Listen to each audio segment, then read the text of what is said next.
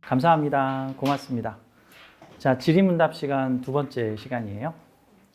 지난 시간에 1번과 2번 했고 이제 3번 우리 수강생님이 질문하신 내용을 볼게요. 호신쌤이 추천해주고 싶은 책 5권. 근데 5권이 좀 더 되죠? 네. 한 8권 되는 것 같네. 5권으로 줄이기 너무 어려워서 올려봤습니다. 제가 추천해주고 싶은 책 5권입니다.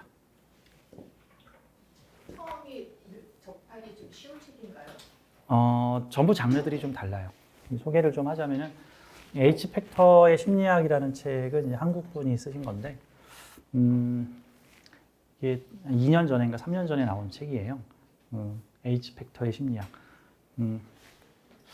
저의 사주관에도 좀 많이 영향을 준 책입니다.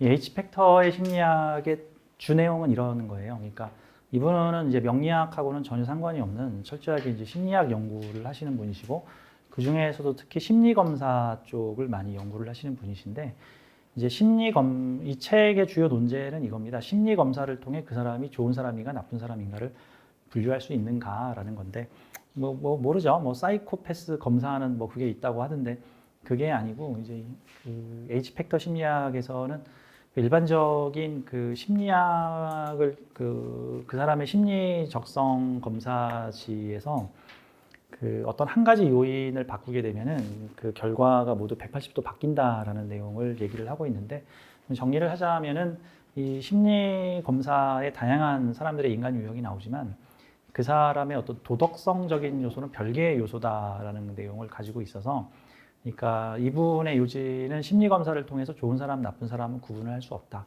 근데 만약에 이 심리 검사에서 그 사람이 이제 이분은 이걸 도덕성이라고 얘기하지 않고 정직성이라고 이제 표현을 하고 있는데, 이제 정직성이라는 새로운 지수를 갖다 놓게 되면 모든 심리학의 결과가 다 바뀐다라는 얘기입니다.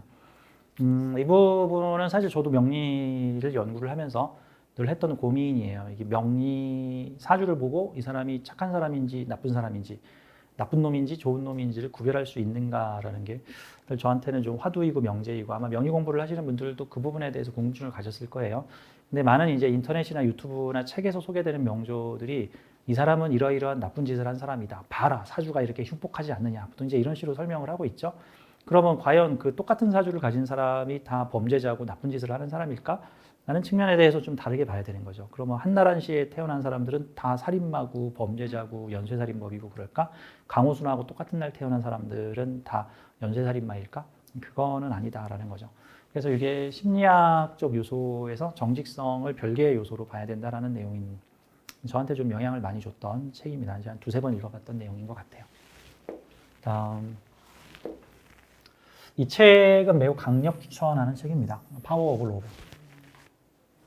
이게 위에서부터 제가 강력 추천하는 책이라고 보면 돼요. 요거는 사실 명리하고는 좀 그닥 관련이 없는 이제 심리학 쪽 책인 거고. 파워 오브 로브 절판된 책인데, 이 책을 쓰신 이 브라이언 와이즈라고 하는 분은 어떤 전생 연구를 되게 많이 하신 이 심리학자이자 정신과 의사이십니다. 그래서 이 브라이언 와이즈 선생님은 이제 미국의 정신과 의사이자 심리학자인데, 이 최면이라는 방식을 통해서 인간에게 전생이 있는가, 과연 영혼의 세계는 어떻게 되어 있는가, 과연 전생에 무슨 일에 기인하여 현재의 카르마가 이렇게 발현되고 있는가라고 하는 영성적인 내용을 매우 많이 연구를 하셨던 분이시고요. 그래서 관련된 책을 여러 권 쓰셨는데, 이 파워 오브 로브 상당히 좋은 책인데 아이서크하게도 현재 책이 절판이 되어 있습니다. 대신에 제 홈페이지, 제 블로그에서 이 파워 오브 로브라는 책의 주요 내용을 거의 싹 훑어서 절판된 책이니까 아무래도 제가 저작권에 크게 걸리지는 않을 것 같아서 좀 많이 소개를 하고 있으니까, 지금 여기 소개되어 있는 책들은 모두 제 블로그에서 소개를 하고 있습니다. 주요 내용들을 전부 발췌를 해서 내용을 소개하고 있으니까 제 블로그에 있는 내용만 읽어도 아마 일주일은 넘게 읽어야 될 거예요. 그 책 여러 권을 보신 효과가 있을 겁니다. 참고로 이 파워 오브 로브는 저의 영성관에 상당히 많이 영향을 준 책이기도 하고요. 또 저의 영성관을 또 확인받은 책이기도 해요. 나도 이런 생각하고 있었는데 이분도 이런 생각을 이 책에서 같은 얘기가 나오네. 이런 부분들로 서로 교차 확인이 되는 거죠. 이 파워 오브 러브의 주된 내용은 우리는 지구별의 영혼의 성장을 위해서 다양한 훈련을 하려고 왔다.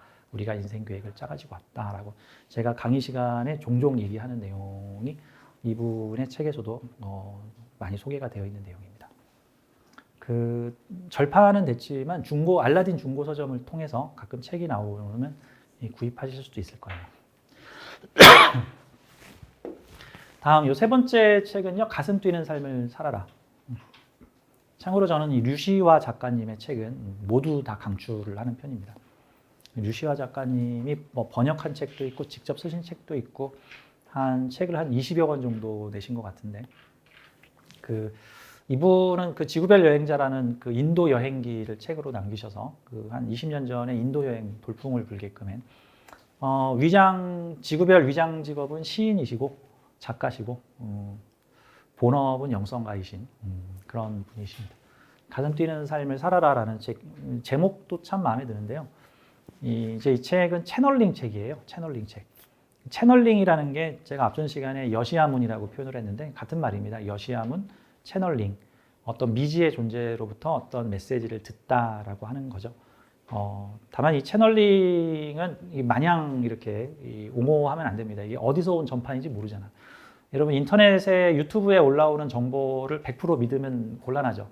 그 중에는 가짜 정보도 많잖아. 말도 안 되는 소설 같은 막 뉴스로 위장을 했는데 보니까 막 유튜브에서 정보도 가려드려야 되듯이 이 채널링이라는 것도 일종의 우주의 유튜브로부터 이렇게 마음으로 영감 직감을 받아오는 건데 이 우주의 유튜브도 그게 진품가품이 있어요. 엉뚱한 채널링거든요. 진짜 사입이 돼. 그래서 그 채널링 책입니다. 그러니까 1800년대의 유럽 사회에서는 그 영적 공부를 하시는 분들 사이에서 그 우주의 어떤 좀 의식이 높은 존재로부터 어느 정도 의식이 높은 존재로부터 어떤 채널링을 받아서 그 말을 대신 전해주는 이제 그러한 이제 어떤 행사나 강연들이 있었는데 그 중에 이제 유명하신 분 중에 한 분이 그 우리보다 훨씬 더 높은 지적 어떤 영성을 가지고 있는 어떤 육체가 없는 존재로부터 이 채널링을 받은 내용을 하고 있는 내용입니다. 상당히 좋은 내용을 담고 있는 책입니다. 다음 세 번째 소개드릴 책은 사람은 누구나 다중인격이라는 책인데 그다지 유명한 책은 아닌데요. 이 책을 쓰신 이 다사카 히로시라는 분이 일본의 학자이자 세계적인 천재 석학 중에 한 분이신데 책을 되게 여러 권을 쓰셨습니다. 되게 여러 권을 쓰셨어요. 뭐 이분은 일반적으로 뭐 정재계에서도 메이저에서도 활동을 하시는 박사님이십니다. 이 책은 사람은 누구나 다중인격이라는 책의 주된 내용은 우리 안에 다양한 의식체들이 서로 상호작용을 통해서 움직이고 있다. 우리의 의식은 하나의 단일 의식체가 아니라 우리 안에 다양한 개별적 인격들이 모여서 군집 인격체를 만들고 있는 것이다. 즉 우리를 하나의 인격체로만 보게 되면 내 안에 있는 수많은 복합 인격을 하나의 인격으로 통분류를 해버리면은 거기에 속하지 못한 인격들이 그림자가 돼가지고 온갖 안 좋은 일들을 나타낼 수 있죠. 그러니까 내 안에 수많은 나들이 서로 독창적인 개성과 인격을 가지고 존재한다는 사실을 인정하고 받아들이고 그들을 이쁘다 해줘야지 내 안에 다양한 성격들이 조화롭게 자랄 수 있다라는 겁니다. 근데 이제 우리 일반적인 사람들이 그러지 못하죠. 대부분 나는 이런 사람이야. 그리고 거기서 배제되는 어떻게 내가 이럴 수가 있지? 내가 이럴 리가 없어 하면서 이게 억압하는 인격들이 막 생기게 되는 거죠. 이걸 마치 국가와 나라의 비유를 하자면은 우리는 백이민족이야. 뭐 반드시 이래야 돼라고 어떤 국민들에게 획일적인 어떤 사상을 요구를 하고 그 획일적 사상에서 벗어나는 사람들을 뭐 간첩이나 반동분자나 억압하고 탄압해야 되는 사람으로 하게 되면 이제 나라가 시끄러워지죠. 그리고 능력 있는 사람들이 자기 능력을 잘 발휘하지 못하는 그래서 내 안에 다양한 개성들을 존중해 주어라. 그러면은 나는 무한한 가능성을 가진 사람으로 태어날 수 있다 같은 내용입니다. 그래서 이게 사람을 틀에 집어넣지 말아라 라는 내용도 되고요. 그래서 그 부분에 대해서 원래 다중인격하면 안 좋은 이미지잖아요. 너 다중이 같아. 그럼 안 좋은 소리인데 실은 우린 다 다중이에요. 다중이다. 다중이를 인정해 줘야 된다. 그 윗바사나 명상이라고 하는 그 불교의 명상법 자체가 제3의 나를 만들어서 나의 인격을 관찰하는 명상이 일종의 제3의 나를 만들어서 나를 객관적으로 관찰을 해서 이러한 나, 요러한 나, 요러한 나, 요러한 나, 요러한 성격의 나, 요러한 나의 성격들이 내 안에서 지금 화내고 있는 나, 울부짖고 있는 나, 열받은 나, 찍어 누르는 나, 분노하는 나들이 지금 나한테 나타나고 있구나라는 걸 마치 제3자가 쳐다보듯이 하면서 내 마음을 관조하는 명상법이죠.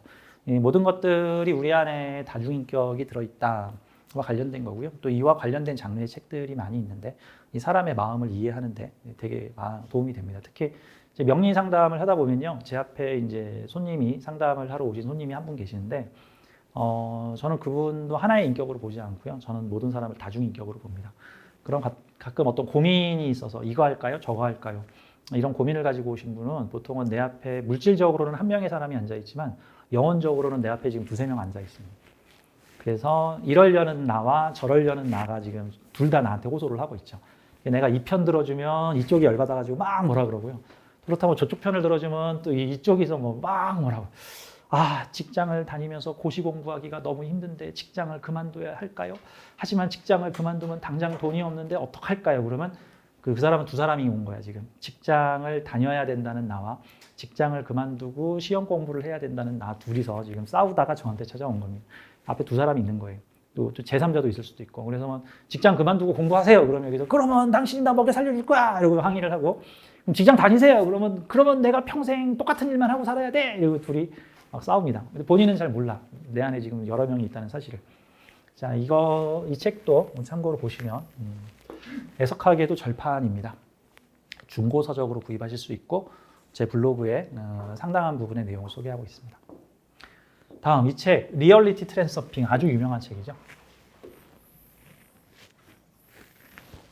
좀 현대적인 영성 공부를 하시는 분이시라면 이 책은 강력히 추천해 드리는 책입니다.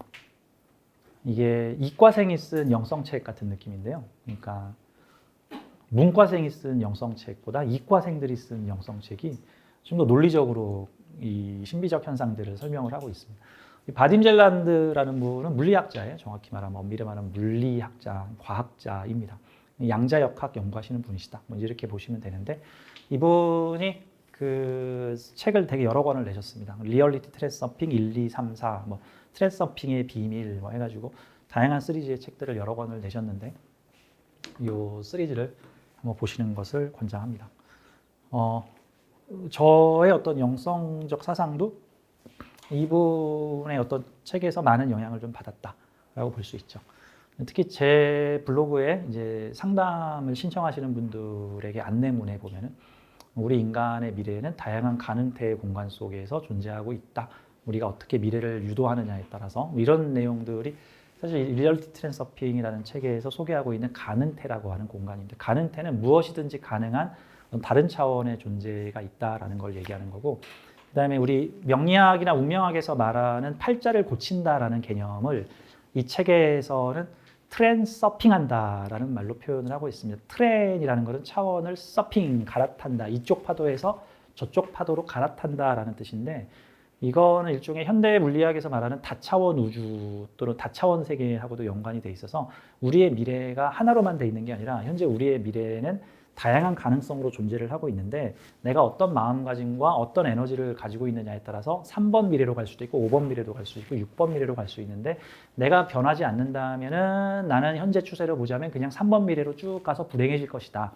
근데 5번 미래로 가서 너가 원하는 미래로 가고 싶다면은 너의 마인드를 바꾸고 너의 현재를 바꾸고 이제 내 운명을 바꿀 수 있도록, 결국 마음을 바꾸면 나의 미래가 바뀐다라는 것을 소개를 하고 있습니다. 이분은 전혀 명리가나 동양 철학을 모르시는 분인데, 이분이 쓴 책들을 보면은 이 명리학, 동양 철학과 많은 부분에서 닮아 있습니다. 참고로 사람들이 일정 수준에 오르게 되면은 그 사람이 출신이 어떤 직업을 가지고 있든 어떤 시대를 살았든 어떤 전공을 가지고 어떤 공부를 했든 간에 말이 비슷해지기 시작합니다. 저는 그 북한산의 비유를 많이 하는데, 이 북한산에 올라가는 길이 한 30군데 있거든요. 뭐 우이동에서 올라가는 방법, 불광동에서 올라가는 방법, 의정부를 통해서 올라가는 방법, 뭐 정릉을 통해서 올라가는 방법, 한 등산로가 30개 정도 있어요. 근데 이 북한산의 9분흥선이나 8분흥선쯤에 닿기 시작을 하면은 그 출발점은 30몇 군데지만 길이 하나로 다 만나기 시작을 합니다. 그래서 나중에 100군데 정상에 올라갈 때쯤 되면 모든 길이 다 만납니다. 그러면 그 정상에 모인 사람들은 서로 이런 식으로 대화를 나눕니다. 자네는 어디로 올라왔나? 저 불광동으로 올라왔습니다. 거기 길은 잘 안 막히나? 길 괜찮습니다. 자네는 어디로 올라왔나? 저는 정릉에서 왔습니다. 자네는 어디서 왔나? 저는 의정부에서 왔습니다. 뭐 이런 식으로 얘기를 하죠. 그러니까 어떤 진리를 찾아가는 여정이 어느 정도 고도에 올라가게 되면 자네는 뭐 하다 왔나? 저는 물리학자입니다. 자네는 뭐 하다 왔나? 저는 무당입니다. 자네는 뭐 하다 왔나? 저는 신부입니다. 저는 수도사입니다. 저는 엔지니어입니다. 저는 사업가입니다. 각자 다양한 분야의 다양한 저는 미국 사람입니다. 일본 사람입니다. 저는 1800년대 사람입니다. 저는 BC 500년 전의 사람입니다. 뭐 이런 식으로 시대까지도 다르고 문화도 다르지만 일정 수준에 올라가게 되면 하는 말들이 다 비슷해지기 시작합니다. 신기하게 비슷해지기 시작해요. 그래서 이 영성책은 사기를 못 칩니다. 왜냐하면 일정 수준 올라가게 되면 하는 말들이 서로 표현법만 다를 뿐 다 비슷한 맥락을 얘기하기 시작을 하기 때문에 이거 지연해서 사기치기가 힘들어요. 그런 느낌이죠. 리얼리티 트렌드 서핑도 보시는 것을 권장을 합니다. 이 리얼리티 트렌드 서핑에 나오는 가능태라는 개념이라 또 펜듈럼이라고 하는 개념. 이 펜듈럼이 일종의 관념 집합체를 말하는 거예요. 집단의식 관념 집합체. 그래서 제가 늘 운명을 바꾸려면 우리 안에 있는 관념을 바꿔야 된다. 우리 마음 안에 들어있는 그 관념, 생각 프로그램이 우리의 현실을 계속해서 복사기로 찍어내듯이 비슷한 현실을 계속 만들어내고 있기 때문에 이런 거와 같은 거니까. 자, 제가 한 10년 전쯤에 영성 공부를 하게 할 때 아주 도움이 되었던 책이 2권 있는데 이 책하고 이 책입니다. 모두 나온 지 한 20년쯤 넘은 책들이고요. 20, 30년 된 책들이고 지금은 다 절판된 책들이라 시중에서 구하기가 좀 어려운데 제 블로그에 거의 90%의 내용을 모두 소개를 하고 있습니다. 저는 일종의 이걸 필서라 그러죠. 이게 손으로 쓰면서 책을 보면은 2배, 3배 더 책의 내용이 잘 이해가 되고 기억이 되는데 저는 이제 글로 쓰지 않고 타이프를 치면서 책을 읽는데 책 읽는 속도하고 타이프 치는 속도가 비슷해. 그러니까 책 읽으면서 그냥 그 블로그에다 내용을 쫙 다 올려버리는 거죠. 물론 오타가 좀 많긴 하지만. 기도의 법칙이라는 책은 저한테 정말 많은 영향을 줬어요. 특히 이 2권의 책, 내 안의 신을 보라. 근데 이게 기도의 법칙이라는 책을 쓰신 박혜원 이분은 지리산에서 수도를 한 10몇 년을 하시다가 처음에 불교의 귀의를 하셔서 이제 승려가 되시고 20대 때 승려가 되셨어요. 그래가지고 이제 깨달음을 얻고 도를 닦고자 이제 이 지리산에서 운막을 짓고 옛날에는 저기 산에서 땅굴 파가지고 거기서 운막 짓고 많이들 도를 닦으셨잖아요. 그래서 지리산에서 도를 닦으시다가 갑자기 깨달음을 얻으셔가지고 환속을 하시고 결혼을 하시고 지금은 개인 사업체를 운영하시면서 살고 계십니다. 좀 특이하죠? 보통 깨달음을 얻었으면 산으로 들어가는 줄 알았는데 산에서 깨달음을 얻으니까 세속으로 내려왔어. 많은 영향을 줬던 책입니다. 기도의 법칙은. 그러니까 뭔가 우리가 깨달음을 얻기 위해서 현실에서 도피를 해서 나만의 공간에서 이런 무지한 것들 너희들하고 안 살 거야. 나만 깨달을 거야. 아니라 결국 깨달음을 어느 정도 얻게 되었더니 내가 이렇게 산속에서 혼자 돛 닦는 게 아무런 의미가 없구나라는 걸 깨닫고 오히려 세속으로 내려오셨던 케이스인데 다양한 우주의 원리에 대해서 잘 설명을 해주시고 있고 사실 저의 수준도 이분의 어떤 의견에 더 동감을 하기 때문에 저도 그렇습니다. 그러니까 결국 지구별의 윤회 프로그램에서 이렇게 돌파를 하려면 다 경험하고 체험해 봐야지 이제 지구별 윤회 프로그램이 끝나는 거지. 다 경험도 안 해보고 체험도 안 해보고 나 윤회 프로그램 끝내겠다라고 하는 거는 마치 초등학교 3학년이 저 학교 이번 학기까지만 다닐 거예요 라는 소리 같은 거예요. 중학교 2학년이 저 학교 여기까지만 다닐래요. 그러면 어떤 말을 해주고 싶어요? 쩌샤 고등학교도 가야 되고 대학교도 가야 되고 그냥 평생 공부해야 돼. 무슨 수업이 다 끝나. 뭐 네가 벌써 세상 다 배웠어? 이런 느낌 있죠. 그런 느낌이죠. 결국 그거를 이분은 깨달으신 거예요. 그 다음에 내 안의 신을 보라. 이 책도 절판된 서적인데 이 김현수 선생님은 피올라 마음학교라고 해서 저기 강남 쪽에 마음 공부, 영성 공부하는 학교를 운영을 하십니다. 이분은 본업은 그 대기업의 그 저기 특허 관련된 일을 해주시는 법무법인 대표시고 특허 법률 법무법인 대표세요. 그러니까 세속적인 직업도 되게 빵빵하신 분이신데, 근데 이제 이 어떤 영성 공부를 엄청 많이 하셔서 관련된 책을 되게 많이 내셨습니다. 참고로 이 피올라 마음학교라고 네이버에서 검색을 해보시면 나오고요. 유튜브에서도 검색을 해보시면 유튜브 영상들이 많이 나오는데, 한 2달에 한 번씩 그 주말 프로그램으로 이 영성 마음 공부 관련된 프로그램이 여기서 진행이 되고 있으니까 관심 있는 분들은 그 피올라 마음학교에 접속을 하셔서 그 마음 공부 초급 과정, 중급 과정, 뭐 고급 과정 뭐 이제 이런 식으로 과정이 있으니까 거기서 공부를 해보시는 것도 도움이 많이 되십니다. 내 안에 신을 보라. 한마디로 신이 내 마음 속에 있다. 파랑새 먼 데서 찾지 마라. 내 마음에 신이 들어있다. 라고 하는 내용과 같죠. 제가 요즘 블로그에 많이 올리는 칼융 선생님의 그 개성화, 뭐 자기 실현이제라는 내용도 이게 서양식으로 표현한 내 안에 신이 있다. 내 안에 신과 나의 에고가 큰 나와 작은 나가 서로 이렇게 합해져서 연결되는 거를 이제 말을 하고 있는데, 우리 안에 신이 있다.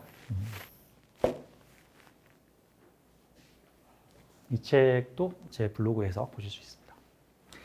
무경계라는 책은 켄 윌버라는 분이 쓰셨는데, 이분 켄 윌버님은 거의 그 영성 심리학계의 세계적인 석학이시라고 볼 수 있죠. 아주 큰 유명세를 가지고 계신 분이십니다. 생기기도 되게 잘생기신 분이신데, 이 켄 윌버라는 분도 천재예요. 이분이 21살인가 2살 때 대학원에 가서 쓴 논문을 책으로 엮인 게 바로 이 무경계라는 책입니다. 그러니까 21살, 2살짜리가 도대체 뭘 알아? 이분은 그때 세상 돌아가는 이치를 다 알고 계셨습니다. 이 책 제목이 무경계라는 이유는 그 나를 어디까지 경계짓느냐에 대한 겁니다. 우리는 보통은 이 피부와 살갗으로 이루어진 이 피부 안에를 나로 보고 피부 바깥의 존재를 내가 아닌 존재로 보는데, 사실 이 모든 것이 나다라는 얘기를 매우 서양 철학적으로 얘기를 하고 계시고요. 그 이제 서양의 심리학도 이게 이제 심리학도 뭐라고 표현할까?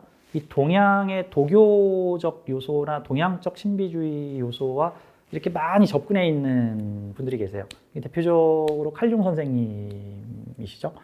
이 켄 윌버 이분도 초월 명상 심리학 분야의 대가이신, 그 장르를 새롭게 개척을 하신 분이세요. 다만 이 심리학이라는 영역에서 뭐 전생 얘기하고 뭐 내 안에 신이 있다는 얘기를 하면은 이게 과학인지 유사과학인지 이 사람들이 받아들이지 않는 사람들이 많기 때문에, 저 같은 영성 공부를 먼저 했던 사람은 우리는 더 적극적으로 받아들이죠. 근데 이제 일반적으로 서양 심리학을 공부하시는 분들 입장에서는 이분들의 심리학적 내용은 완전히 이건 도사들의 어떤 뭐 이제 동양적 어떤 내용으로 볼 수 있습니다.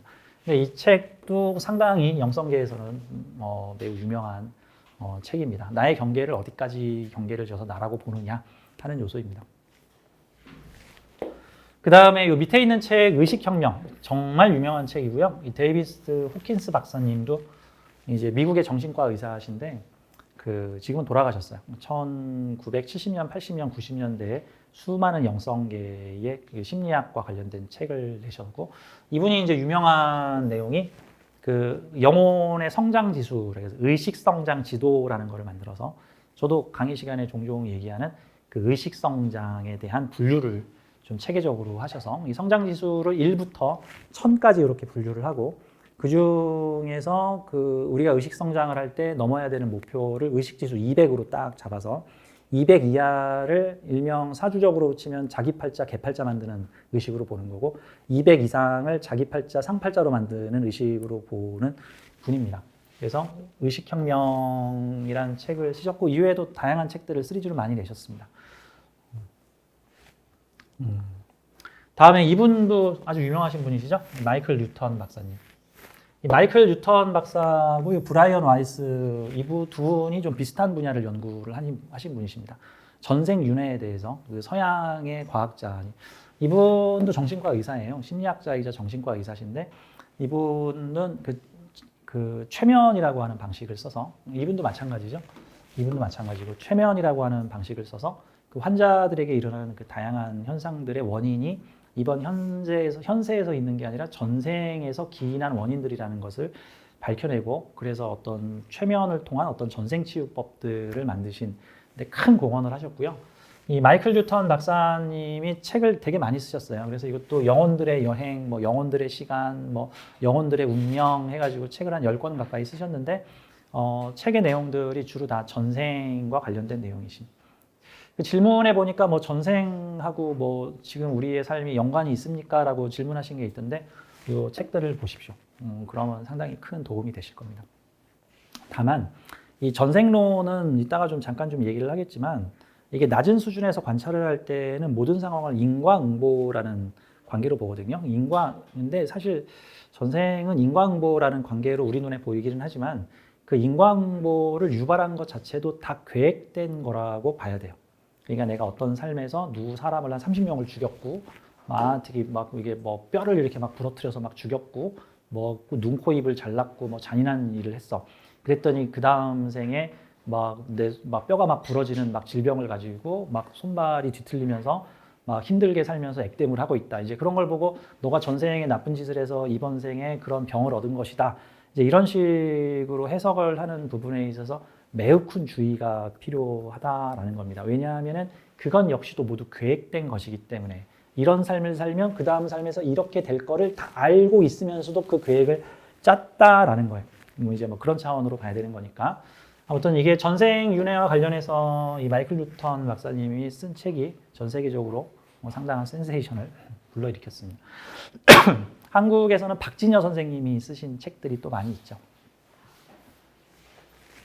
마지막으로 소개하는 책은요. 인생의 변화는 말투에서 시작된다. 이게 중국 작가인 황투시안 이분이 쓰신 건데 이거는 일종의 생활 교양서 같은 책이라고 좀 볼 수가 있는데 제가 봤던 이 생활 교양서 중에서 아주 저한테 좀 영향을 좀 고개를 끄덕끄덕면서 봤던 책입니다. 뭐 제목만 봐가지고는 뭐 말투에 대해서 얘기를 하는 것 같은데 뭐 말투를 비롯하여 모든 어떤 생활의 자세에 대해서 되게 지혜로운 말씀을 해주시고 계십니다. 이 책은 지금도 아마 서점에서 지금 팔리고 있는 책입니다. 자, 이 내용들이 제가 추천해주고 싶은 책들입니다. 5권이 아니라. 제 블로그에서 책의 내용들을 한번 보시고 마음에 드시는 분들은 구입을 해서 보시면 되겠습니다. 절판된 책들이 좀 많은데요. 절판된 책들은 그 알라딘 중고서점이나 뭐 교보나 이런 데 가도 아마 중고서점하고 연결이 되는 것 같은데 중고서점에서 구입이 가능할 겁니다. 근데 어떤 책들은요. 중고책 값이 되게 비싼 책들도 많아요. 중고책이 막 한 7만 원, 10만 원 하는 책들도 있습니다. 자, 다음 4번 질문. 택일, 이사, 결혼, 출생에 대한 의견. 일단 저는 택일 전문은 아니에요. 왜 택일하려면 시간이 너무 오래 걸려가지고 그렇죠? 2시간 상담을 1시간이나 2시간 상담하면 돈을 받는데 택일하려면 시간이 너무 많이 걸려. 왜 그러냐면 그렇죠? 특히 결혼 택일 같은 경우는 저는 이제 3달 정도를 정해서 그 3달 동안에 주말을 모두 다 뽑거든요, 사주를. 그러면은 이제 한 달에 한 8개나 9개 정도가 나오죠. 토요일, 일요일 하면은. 그럼 3달이면 몇 개야?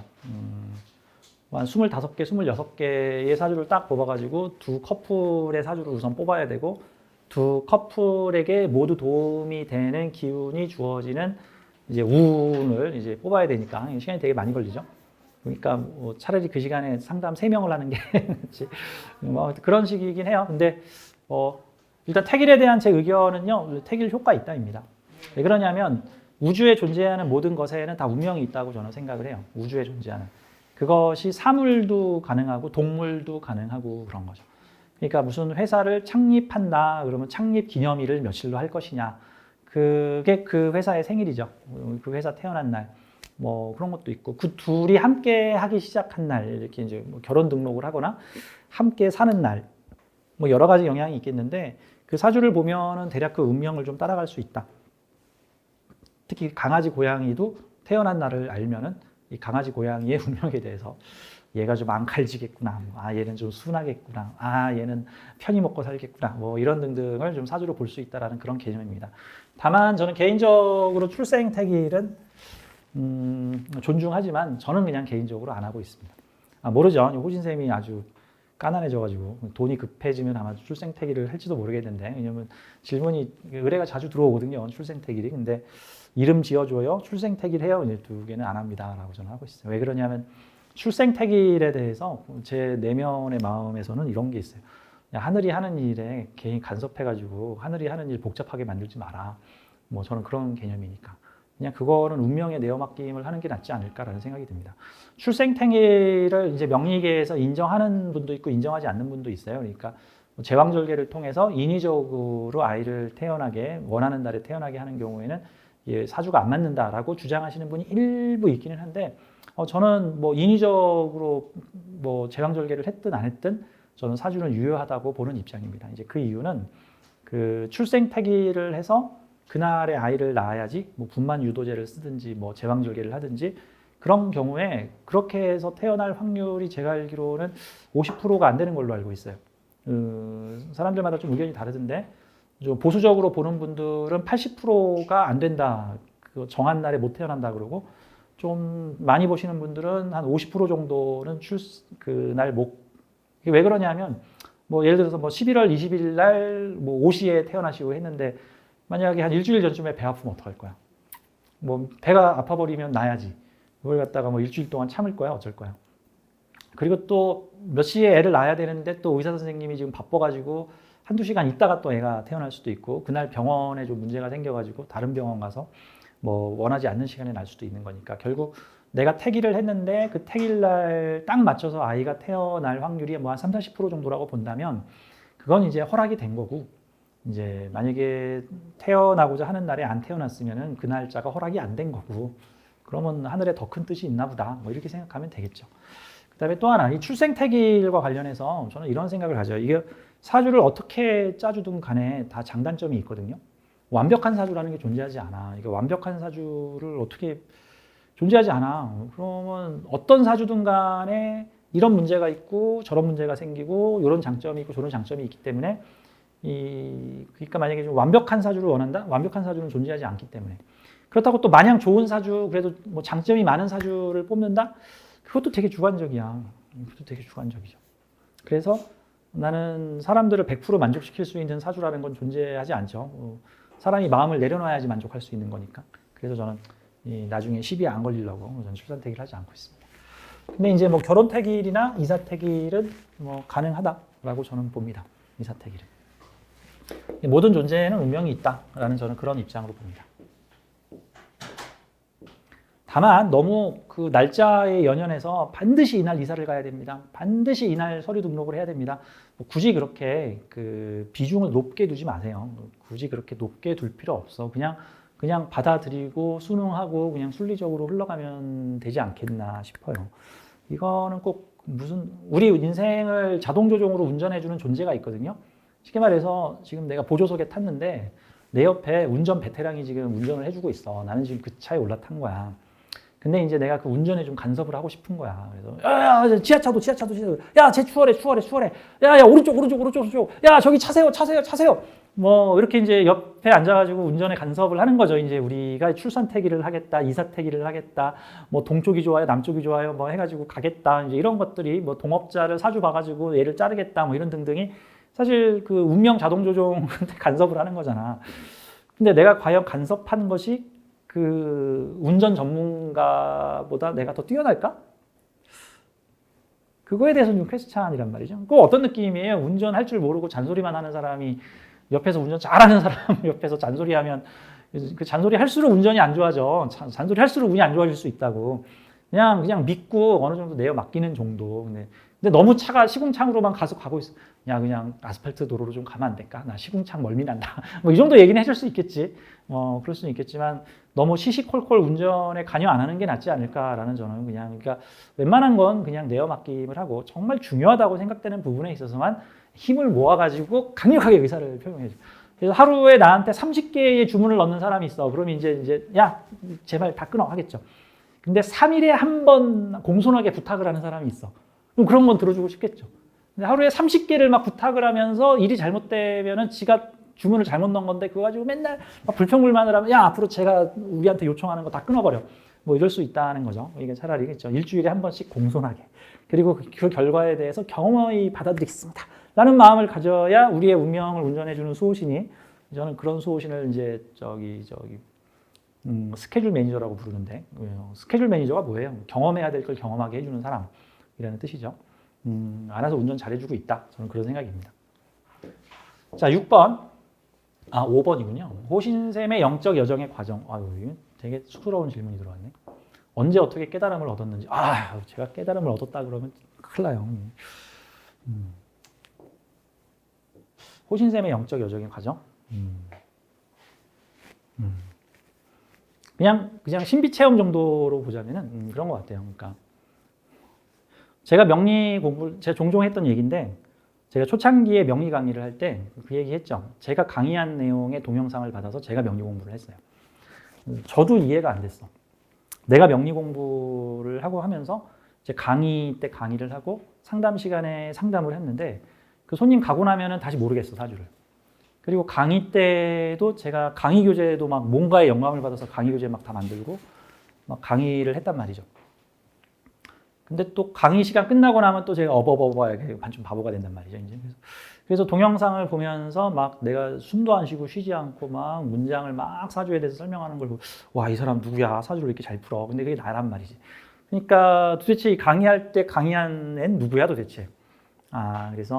그래서 내 안에 여러 인격들이 들어있고 그 여러 인격들 중에는 현재 나보다 훨씬 수준이 높은 나도 있고 훨씬 수준이 떨어지는 나도 있고 어떤 존재가 나와 동일시 되느냐에 따라서 그때 서로 다른 나들이 나타나는구나 라는 걸 알게 됐어요. 그래서 저도 이제 내 안의 나들과 대화를 하고 싶다. 그래서 이제 명상이나 내면 소통을 여러 가지 방법을 써봤는데 이게 사람마다 방식이 다른 것 같아요. 저같이 좀 에너지가 강한 사람들은 그 명상이 잘 안 돼. 대신에 기운을 좀 빼면 명상이 잘 되거든요. 그래서 기운 빼는 명상법이 뭐겠어요? 산에 가기. 내 몸이 막 힘들어 이렇게 무아지경에 빠지면은 이제 내 에고의 기운이 약화되면서 내 안에 나하고 또 연결이 되는 건데 그래서 이제 산에 힘들게 올라가면은 내 안에 나하고 소통이 되는 거야. 주고받고가 돼. 인격 분리가 돼. 주고받고가 가능하죠. 이제 그래서 물어봤어요. 물어보고 그래서 이제 공부도 이제 엄청 많이 했죠. 이제 책이라든가 다양한 공부들을 통해서.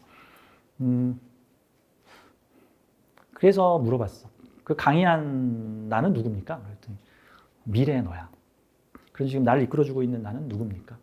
미래의 너. 그러면 내 안에 나들은 미래의 나도 있고 과거의 나도 있고 뭐 현재의 나도 있고 그런 거예요.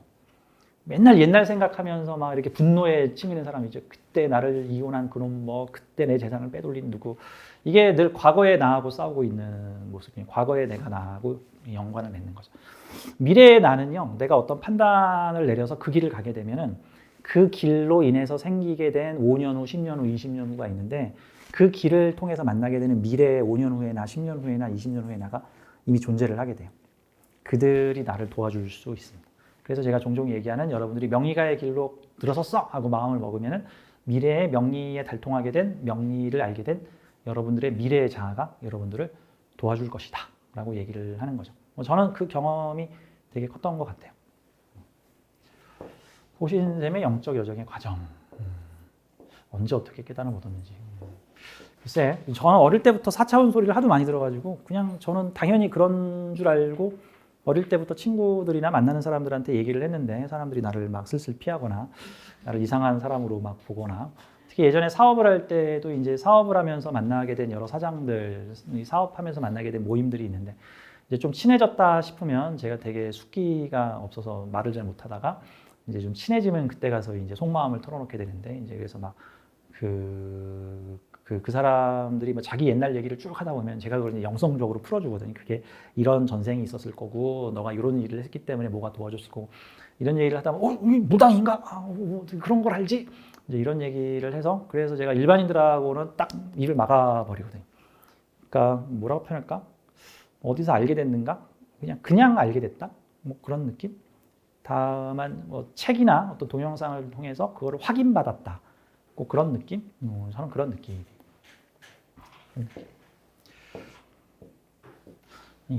깨달음이라는 게 참 말이 어렵죠. 늘상 깨닫는 거죠. 뭐. 자, 다음 6번. 되게 영성학적인 질문이 있네요. 사주와 전생에 영향이 있을까요? 전생은 어떻게 알 수 있나? 사실 사주 명리학하고 전생은 사실 별개의 학문이죠.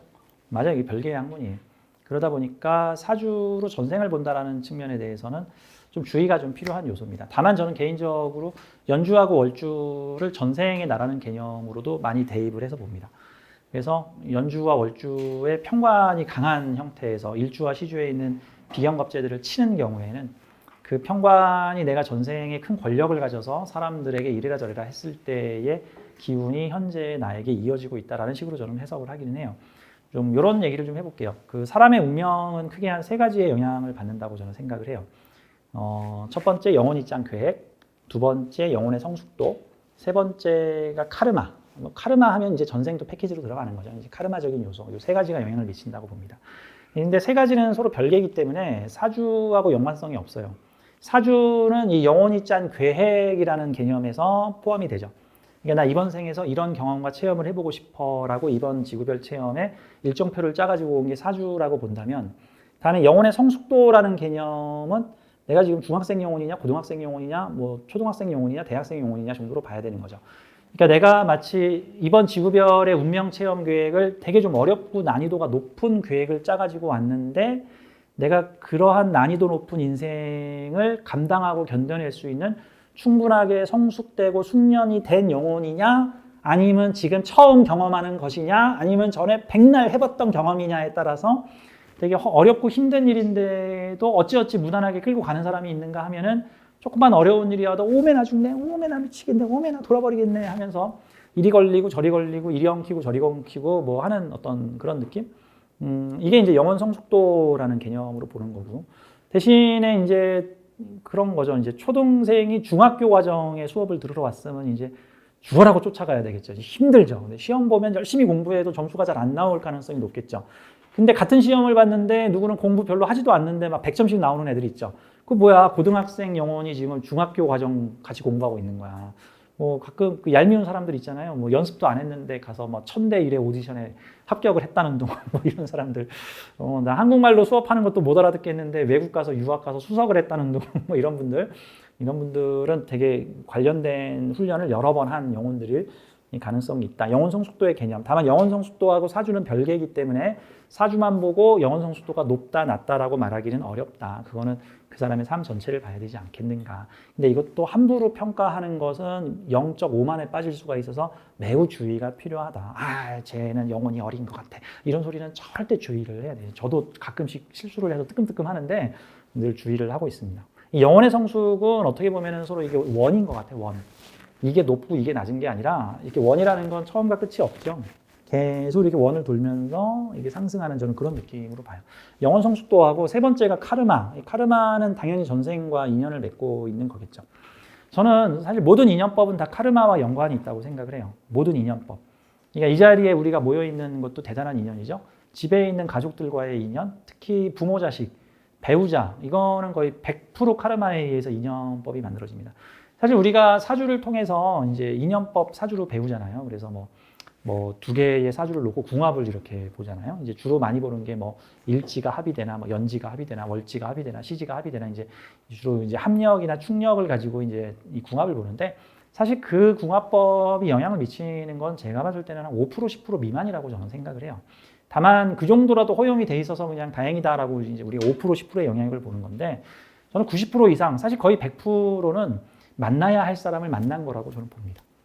이미 태어나기 전에 하늘에서 영혼의 계획을 짤 적에 너네 배우자 해라. 너 한 달 동안 사귀다가 너 바람 피고 도망가는 역할 맡아라. 그래서 내 가슴 쓰리게 만들어라. 뭐 이런 식으로 어느 정도의 대본을 짜서 만들어진 그 계획이 잡혀 있는 그런 사람들이라고 생각을 합니다. 아무래도 좀 선업이 많으면 나한테 빚 갚으러 오는 사람을 배우자나 가족으로 만날 수 있고, 아무래도 악업이 많으면 아무래도 나한테 빚 받으러 오는 사람이 좀 배우자나 그런 관계가 되지 않을까라고 생각이 됩니다. 부처님도 그렇고 예수님도 그렇고 다들 원수를 사랑하라라고 했는데, 이 원수가 누구예요? 전생에 나한테 카르마 관계를 맺고 있는데 나한테 받을 거 있는 사람인 거죠. 나한테 받을 거 있는 사람. 또는 내가 그 사람한테 받을 게 있는 경우인 거죠. 가끔 저는 가족 상담이나 부부 상담, 특히 가족 구성원들 4-5명을 이 종합 패키지로 상담을 하다 보면은 그 관계에서 카르마적인 요소들이 보이기도 합니다. 이건 사주 외적인 요소예요. 그러니까 좀 제가 인상 깊었던 기억에 남는 게 몇 달 전에 상담했던 분인데 지금 이혼을 앞둔 부부인데 네 가족, 딸 둘과 남녀가 있었는데 그 둘 가족이 정확히 반으로 나눠져 가지고 아버지하고 막내딸, 어머니하고 첫째 딸이 완전히 한 팀으로 붙어가지고 상대를 아주 지독하게 미워하는 서로 원수지간이 되어 있는 어떤 형태죠. 이게 이제 남자분은 이제 사업을 무슨 공장 생산 사업을 하시면서 특별한 기술이 있으셔가지고 공장을 운영을 하시면 수십억을 버시고 계시는데 근데 그분은 이제 5천 원짜리 양말 신고 다니고 뭐 3만 원이 넘어가는 옷을 입어본 적이 없는 되게 검소한 생활을 하시는 사치가 뭐예요? 할 정도로 이제 건전한 검소한 생활을 하시는데 번 돈 누가 다 쓸까? 부인이 다 써요. 부인이 다 써. 이제 남편이 버는 돈을 싹 다 가져다가 종교단체에 몇 억씩 이렇게 막 주고 하늘궁에다 6억을 갖다 줬대. 하늘궁에다. 대단하죠? 하늘궁에 우유 잘못 먹어가지고 요즘 뉴스에 나오던데. 그리고 무슨 애국 호국 단체 거기다가도 몇 천만 원씩 기부를 하시는 거죠. 근데 이제 아무튼 그래서 이제 이혼을 지금 준비를 하고 있는 상태인데 이 여자분이 이 남편을 한 30가지 죄목으로 고소고발을 해놨어요. 폭행을 했다, 가정폭력을 했다, 뭐 물건을 훔쳤다. 근데 다 100% 거짓말이야. 오히려 부인이 남편을 패요. 집에 가면 부인이 남편을 패고 뭔가 씌인 것 같은 느낌이죠. 그러니까 상식적으로 전혀 납득이 되지 않는 행동을 부인은 계속 마치 철천지 불구 원수를 만나서 내가 하는 모든 일은 다 정당하고 너는 그래도 싸다라는 뭔가의 분노에 휩싸여가지고 남편만 보면 소리를 지르고 괴성을 지르면서 남편을 때리고 물건을 던지고 경찰에 신고를 해서 남편이 나를 폭행한다고 신고를 계속하고 변호사한테 계속 돈을 주면서 이 남자를 어떻게든 교도소에 넣어달라고 이 남자의 모든 재산을 나한테 달라 뭐 이제 이런 형태로 싸우고 있는 남편분이 오셔서 왜 이런 일이 내가 겪어야 되는 겁니까? 도저히 납득을 할 수 없습니다. 둘째 딸은 그 상황을 객관적으로 보고 어머니가 미친 것 같아요 하면서 아버지 편을 들고 있는데 첫째 딸은 어머니랑 똑같이 동화가 돼가지고 아버지를 보면은 막 왼수대하듯이 막 그 아버지 회사에 가서 아버지 사무실에 있는 물건들을 막 다 부셔버리고 막 하는 행패를 부리고 가는 도저히 이해가 안 되는 이게 카르마적으로 전생에 양쪽이 대치하던 집안인데 가족으로 만난 거예요. 근데 실제 전생 왼수 집안들끼리 이쪽 집안이 이쪽 집안을 몰락시켰다든가 이쪽 집안이 이쪽 집안을 뭐 몰락시켰다든가 이런 형태들이 이번 현생에서 가족으로 만나는 경우가 많습니다. 왜 가족으로 만나요? 이번엔 좀 서로 사랑해봐라. 좀 진정으로 한번 사랑을 해봐라. 그래서 좀 풀어라. 라는 개념으로 가족으로 만나는데 이게 가족으로 풀리는 경우도 있지만 또 다른 2차전으로 벌어지는 경우들도 있다고 봅니다. 다음에 이 카르마는 이 전생 카르마는 현생에서 사주로 볼 수 없는 돌발 현상들을 일으킵니다. 그러니까 태어났는데 선천적 질병을 가지고 있다든가 불치병이나 난치병 같은 일을 가지고 있다든가 일정한 나이가 됐는데 교통사고를 당해서 뭐 직장 취업한 첫날에 뭐 휠체어 신세를 져서 평생 다리를 못 쓰게 됐다든가 일정한 나이가 됐더니 제가 예전에 상담했던 케이스 중에는 기면증이 계셨는데 되게 좋은 직장 대기업을 다니시다가 갑자기 기면증이 발병을 했는데 현대의학으로 이유를 알 수 없는 거예요. 기면증이 뭐냐면 갑자기 기절해가지고 잠이다. 갑자기 밥 먹다가도 팍 쓰러져 잠이 들어. 시도 때도 없고 징조도 없어. 그 조금만 과로하고 무리를 해버리면 그래서 사회생활이 안 돼. 그분은 그냥 집에서 혼자 일을 해야 돼.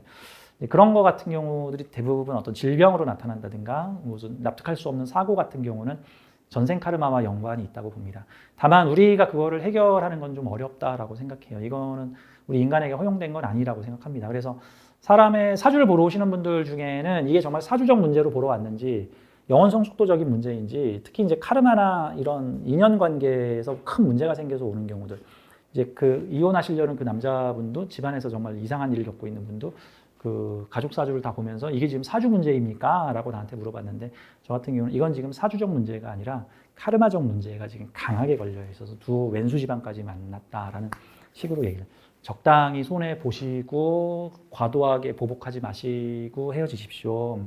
이제 카르마의 업장이 다 해소가 되면 서로 헤어지게 돼요. 빚을 덜 갚았으면 계속 붙어서 싸우게 되고 이제 그런 이제는 빚을 다 갚으셨을 때가 됐네요. 사실 줄 수 있는 건 다 주시고 선생님은 그냥 맨몸으로 빠지십시오. 선생님은 다시 돈 버실 수 있으니까. 그런 식으로 이 예고를 설명을 드렸던 케이스들이에요.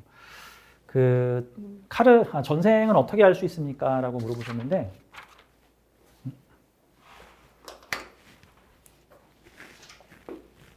사주적 요소보다는요, 이거는 명리학적인 요소로는 알 수 없죠. 사실 정확히 알려면은 전생은 또 전생 봐주시는 전문가들이 계시잖아요. 그러니까 이제 크게 두 가지 방법이 있죠. 최면을 쓰는 방법과 리딩을 쓰는 방법이 있죠.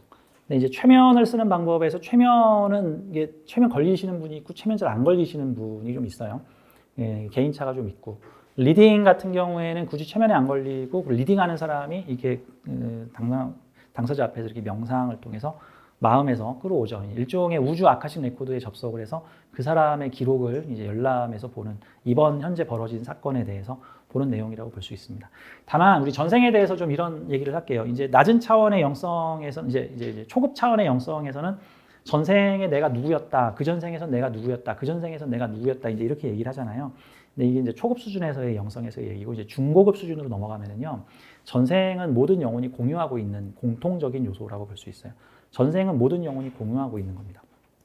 이게 무슨 뜻인고 하니 내가 전생에 선덕여왕이었다고 만약 가정을 해봐요. 그러면 내가 선덕여왕의 환생이라고 쳐. 그러면 내가 전생에 선덕여왕이었을까? 아니야. 정확히 말하면 선덕여왕의 카르마가 나하고 연결된 거예요. 그러니까 어떤 컴퓨터가 이제 하드웨어 수명이 다 해가지고 그 컴퓨터에 들어있던 데이터와 프로그램들을 일단 서버로 옮겨놓은 다음에 다시 쌩쌩한 새 컴퓨터를 사가지고 다시 서버에서 다운로드를 해서 전에 쓰던 컴퓨터에서 작업하던 것들을 모두 내 컴퓨터로 옮겼어. 요즘에 휴대폰을 그러죠. 휴대폰끼리 딱 붙여놓으니까 아예 거기 있는 프로그램들이 싹 옮겨지더라고요. 그러면 이 새 휴대폰의 전생은 아이폰 3였을까? 아니야. 그건 옛날 휴대폰이고 이건 새 휴대폰이야. 하지만 그 둘이 데이터와 기록을 전수받았기 때문에 어떻게 보면 전생이라고 할 수 있지만 이 휴대폰의 전생은 뭐였어? 라고 할 수 있지만 사실 엄밀히 말하면 그 둘은 다른 거야. 대신 기록 저장만 물려받았을 뿐이야. 그러면 내가 전생에 선덕여왕이었을까? 아니야. 선덕여왕의 어떤 그 경험치와 카르마가 우주 서버인 아카식 레코드에 저장돼 있다가 지금 현실을 살고 있는 나하고 연결이 된 거야. 나는 선덕여왕의 기록과도 연결될 수 있고 이순신 장군과도 연결될 수 있고 광개토 대왕과도 연결될 수 있고 이토 히로부미하고도 연결될 수 있고 2차 대전에 비행기 타다 죽은 누구하고도 연결될 수 있고 전생에 히틀러하고도 연결될 수도 있고 누구하고도 연결돼 있고 누구하고도 연결돼 있고 연결돼 있고 연결돼 있고 연결돼 있고 연결돼 있을 수 심지어는 서로 동시대를 살았던 사람의 전생과도 연결될 수 있어요. 똑같은 시대를 살았던 족보가 꼬이는 거죠 이제. 또는 가해자와 피해자가 모두 전생으로 연결돼 있을 수도 있어. 나는 2차 대전 때 유대인을 죽였던 나치였고 그 나치에 의해서 억울하게 죽임을 당한 유태인이었고가 모두 내 전생에 들어왔을 수도 있다고요. 그게. 그래서 원래 이 전생 리딩이나 최면을 통해서 어떤 질문들을 할 때에는 현재 나에게 벌어진 사건이 전생에 어떤 건과 연결돼 있는가를 보는 거예요. 그 말인즉슨 사실 그 전생에 벌어진 어떤 미제 사건들이 현생에서도 계속 시리즈로 연결이 되는데 나의 육체를 이용했을 뿐이야. 그러니까 사실 어떤 사람을 전생을 열어서 나는 당군이었다라고 이렇게 본인이 막 오버할 필요도 없어. 당군의 기억과 연결됐을 건데, 그리고 유명한 사람의 전생은요, 그 영향력을 미치는 전생들은 많은 사람한테 복수다발로 연결이 돼. 유튜브의 인기 채널이 한 명한테만 봐요. 인기 채널은 수십만 명이 접속해서 그 내용을 같이 공유하잖아요. 마치 우주의 유튜브, 즉 우주의 모든 정보 지식 창고에서 사람들에게 영향력을 많이 줄 수 있을 만한 그러한 유익한 내용들 또는 강렬한 내용들은 현세의 많은 사람들한테 영향을 준다. 이제 이거를 동양 철학 쪽에서는 아카식 레코드라고 이제 표현을 했고, 이 중에 우주 서버 같은 거죠. 모든 생명체의 모든 기억과 어떤 그 쌓아온 지식 정보를 담은 아카식 레코드라고 했고, 이제 칼융 선생님을 그거를 이제 집단 무의식이라고 이제 표현을 하고 있는 거죠. 프로이드 선생님과 칼융 선생님이 모두 그 무의식에 대해서 얘기를 했는데, 차이점은 프로이드 선생님은 개인 무의식까지만 얘기를 했고, 너 안에 어떤 개인에 쌓여있는 것들이 너의 현실에 영향을 미친다고. 이제 프로이드 선생님을 이어받은 이 칼융 선생님은 개인 무의식뿐만이 아니라 이 개인 무의식들이 우르르 단체로 집합되어 있는 일종의 서버 공장과 같은 집단 무의식까지도 얘기를 하고 있는 이 집단 무의식에 저장된 정보는 실제 내가 경험하지 않고 다른 사람이 경험한 것이지만 그것이 나의 경험치를 높여준다라는 거예요. 그러니까 내가 게임을 8시간을 했는데 대한민국에 한 500만 명 되는 남자들이 죄 게임을 했어. 근데 어느 날 나는 8시간밖에 안 했는데 마치 8,000시간 게임한 거와 같은 실력을 내가 갖게 됐어. 집단 무의식에서 다른 사람들이 십시일반 모은 경험치를 내가 가지고 들어온 거다. 뭐 이제 이런 개념으로 봐야 되는 거죠. 그래서 각자 민족과 고유의 민족성들은 일종의 그런 집단 저장고에서 갖고 오는 거죠. 어떤 집안의 내력이라든가 뭐 이 집안은 의사가 3대, 이 집안은 대대로 수학을 잘해, 이 집안은 대대로 충성심이 뛰어나, 이 집안은 대대로 운동을 잘해. 이런 것들이 보통은 그 집안에 있는 스토리지, 저장토인 거고. 대한민국 사람들은 원래 이래, 전라도 사람들은 이런 정신을 갖고 있어. 이런 것들은 그 지역 정서에 맞는 저장 스토리지를 갖고 있다. 이렇게 봐야 되는 겁니다. 그러니까 전생이라는 게 꼭 나만의 전생이 아니고 모두가 공유하는 전생이며 인류 문화에 중요한 영향을 미친 사람의 삶은 이후에 다른 모든 사람들에게도 영향을 미친다라고 이제 이렇게 봐야 되는 거죠. 이게 영성 공부나 마음 공부를 하다 보면 전생윤회 공부하다가 이제 자기 전생 열어보고 내가 전생에 누구였어? 막 이런 식으로 해서 그러니까 오만해질 수가 있는데 엄밀히 말하면 내가 그분의 의식과 현재 나의 의식이 연결을 하고 있는 것이지 내가 전생에 그 사람이었다라고 보기는 좀 어려울 수 있다. 이렇게도 보는 겁니다. 저 같은 경우도 제 전생 열어보면요. 태평양 전쟁에서 전쟁했던 일본군의 전생도 나오고요. 6.25 전쟁 때 피난 가다 죽은 전생도 나오고요. 또 비슷한 시간에 다른 편에서 전쟁하던 또 누구의 전생까지도 튀어나와요. 난 옛날에 그게 되게 헷갈렸어. 뭐야, 왜 전생이 시간대가 겹치지? 이거 지금 뭐지? 그랬더니 그게 다 초월적이구나, 시간과 공간이 라는 거, 그런 거와 같은 거죠. 자, 사실 전생은 어떻게 알 수 있나? 이거는 뭐 리딩이나 최면을 통해서 관련된 전문가를 찾아가거나 아니면 본인이 마음 명상을 통해서 이제 필요한 것들은, 허락이 되는 것들은 자기가 스스로 명상을 통해서 전생이 나타날 수도 있다라고 보는 거고요. 그 외에는 이제 수많은 사람들의 전생 사례를 공부를 하다 보면은 이제 현실에서 나타나는 현상들과 유사한 사례를 가진 전생들을 보고 아마도 전생에 이런 사건이 있었나 보구나라는 것들을 우리가 이제 역으로 추론해 볼 수 있다. 뭐 이렇게 보겠습니다. 요즘에 영성가들이 많아서 전생 봐주시는 분들 되게 많으시더라고요. 비겁 공망은 어떻게 쓰면 좋은가? 공망에 대한 질문이네요. 일단 호신쌤은 공망을 보지 않습니다. 그 말인즉슨 호신쌤은 공망을 인정하지 않는 것인가라고 물어본다면 아니요, 뭐 있을 수 있다고 저는 생각을 합니다. 다만 이 공망론은 저는 명리학의 추가 확장 팩 관념 정도로 저는 봅니다. 추가 확장 팩 관념 무슨 뜻인지 아시죠? 없어도 상관없고 뭐 끼워 넣으면 좀 더 해석이 풍부해지고 이 정도로 보는데 저는 가급적 부정적 추가 확장 팩은 가급적 안 넣는 편입니다. 그게 전혀 도움이 안 되거든. 미래를 유도하는 학문인데 이 확장 팩을 끼면은 주로 미래를 안 좋은 방향으로 유도하는 쪽으로 주로 다 하는데 뭐로 그런 기능을 다뤄? 이왕이면 좋게 유도하는 쪽으로 좀 달아야 되는 거죠. 왜냐하면 뭐라고 표현할까? 이 공망론이 이렇게 볼게요. 어떤 사람한테는 맞고요, 어떤 사람한테는 안 맞아요. 어떤 사람의 우주에서는 공망이 작동을 하고 어떤 사람의 우주에서는 공망이 작동을 안 해. 그러니까 이것도 개인차가 있다라고 봐야 되겠죠. 근데 이제 공망론이 요만큼 작동하던 사람이 공망론을 믿으면 이제 그때서부터 이만큼 작동을 해요. 이만큼. 이게 되돌릴 수가 없어. 이제 한번 믿어버리면. 또 하나. 이 공망론이라는 게 내 상황이 지금 이 모양 요 꼴인 것은 아무래도 이 공망 때문인 것 같다. 라는 식으로 이제 보는 거죠. 장점은 일단 마음이 편해. 내가 왜 팔자가 이 모양인지를 알았으니까. 공망이 있기 때문에 나는 어차피 배렸어. 어차피 내가 어찌할 수 없는 거야. 이제 마음이 편하다는 게 장점인데 단점은 극복이 안 돼. 이걸 공망으로 해버리면 이후에 극복이 안 돼요. 극복이. 그러니까 이런 거죠. 예를 들어서 이게 이제 내 사주 나쁘다고 하는 거와 같은 건데 내 인생에 이 모양 이 꼴인 것은 내 사주가 개판 5분 전이라서 이런 것이다. 라고 할 때는 사주 탓을 했어. 이게 내 문제가 아니야. 이게 신 때문이야. 이건 사주가 그런 거. 그러면 한 일주일은 마음이 편한데 그리고 나서 내가 이제 그래도 열심히 해봐야지 해야 되는데 야 사주가 이 모양인데 뭐 네가 열심히 한다고 되냐? 이러면 이제 그 다음부터 이제 대책이 없어.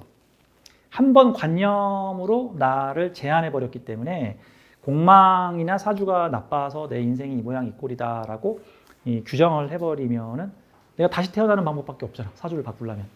뭐 어떻게 다시 태어나? 뭐 죽어야 돼? 말도 안 되는 거지. 그래서 이게 참 그 사주로 안 될 이유를 찾아버려서 그걸로 안도를 해버리면 뭐 마음은 편할지 몰라도 문제는 그거를 개선을 할 수가 없다. 개선을 할 수가 없다라는 측면으로 봐야 되죠. 그리고 공망이 참 이게 귀에 붙이면 귀걸이, 참 코에 붙이면 코걸이라서 참 뭐라고 참 표현하기도 그렇고. 그 다음에 고서에 공망에 대한 내용이 거의 없어요. 사실 고서에 무슨 강조를 해놓고 우리가 많이 보는 그 3대 보서인 뭐 자평진정, 적청수, 뭐 하나 더 있는 궁통보강, 여기 공망 얘기 한 줄도 없어. 한 줄도 없어. 우리나라에서 이 공망론이 되게 강해진 게 이수 선생님 때문에. 이수 선생님이 1990년대, 2000년대, 2010년대까지 그 활동을 되게 많이 하시면서 공망론과 관련된 책을 되게 여러 권을 내시면서 공망과 관련된 각종 파견, 각종 확장 팩들의 관념과 원리를 만들어가지고 이제 공망 배우고, 뭐 해공 배우고, 뭐 공망을 없애는 방법들 막 이렇게 배우고 각종 이론과 원리를 만들었는데, 근데 이수 선생님 자체가 참 사람 겁주는 명리학을 엄청나게 만들어내신 분이시다 보니, 그리고 돈을 엄청 많이 벌었죠, 그분이. 이제 망하기도 많이 망하셨고. 이제 그래서 전 공망은 좀 그런 것 같아요. 원래 이제 비겁공망이라는 게 뭐 그 사람 만나봐야 뭐 더덥다 뭐 이런 식으로 많이 해석을 하잖아요. 비겁공망이 사람 만나봐야 더덥다 뭐라는 느낌인데, 공망에 대해서 제가 완전히 무시하는 건 아니에요. 공망이라는 거는 전생에 F학점 맞은 과목을 내가 이번 생에 다시 재도전하는 거다라는 관점으로 보면 되겠죠. 뭐 돈이 없어서 굶어 죽은 사람이 이번 생에서는 돈 한번 제대로 원 없이 한번 써보겠다, 뭐 이런 거와 같은 거죠. 비겁공망이면 사람 때문에 전생에 아쉬움이 있었던 사람이 이번 생에는 사람과 관련된 아쉬움을 한번 덜어보겠다. 하지만 전생에 습관이 남아있기 때문에 전생의 실수를 또 다시 반복할 수도 있다. 하지만 이제 사람 관계에 대해서 원을 풀었으면 거기에 대해서 이제 더 이상 그 집착하지 마라, 뭐 이런 내용으로 보면 되겠죠. 그러니까 내 사주 원국에 공망이 있는 사람이 한 3명에 1명 정도가 공망이 있을 텐데, 사주 원국에 공망 글자가 지지에 있을 텐데, 이제 그런 케이스들은 관련된 분야를 원 없이 해보고 집착을 버려라, 뭐 해야 되는 거지. 뭐 식상 공망이니까 재주 부려봤자 소용없다, 뭐 재성 공망이니까 뭐 여자가 더덥다, 뭐 돈 못 번다, 해봤자 안 된다, 이런 식으로 뭐 비겁 공망이니까 사람을 믿지 마라, 다 헛것이다, 이런 식으로 해석하는 거는 저는 좀 백해무익하다. 저는 그렇게 봅니다. 어떻게 이겨내면 좋을까? 공망 그딴 거 없다라고 생각하면 됩니다. 네, 자꾸 머릿속에 공망하면 이제 공망이 효과를 발휘를 해요. 이제. 8번째 내용, 원국과 대운, 세운의 차이점. 요거는 지금 기초완성반에서 후반부에 원국과 대운에 대해서 자세하게 한 10강 정도가 나가게 될 거예요. 참고로 원국과 대운, 세운을 저는 오르골에 많이 비유를 하거든요.